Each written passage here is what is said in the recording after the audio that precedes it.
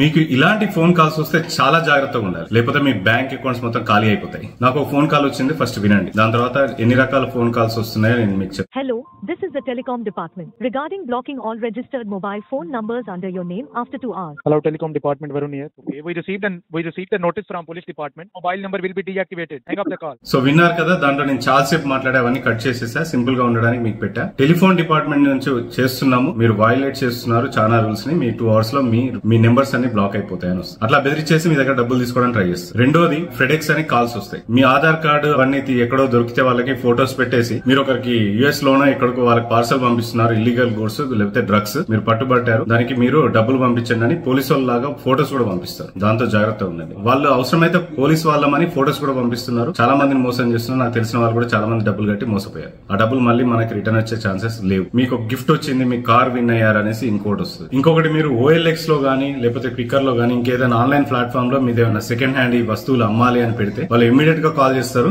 మీది double rate కొంటా మాకు బాగా నచ్చిందని చెప్తారు, మిమ్మల్ని డబ్బులు రిటర్న్ అయ్యమంటారు. మనీ రిక్వెస్ట్ పెట్టి OTP అడుగుతారు, డబ్బులు ఖాళీ చేసేస్తారు. ఇదొక ఫ్రాడ్ ఉంది. ఇలాంటి చాలా ఫ్రాడ్స్ జరుగుతున్నాయి. ఆన్లైన్ లో డబ్బులు పంపించే ఏవి కూడా మీరు నమ్మొద్దు.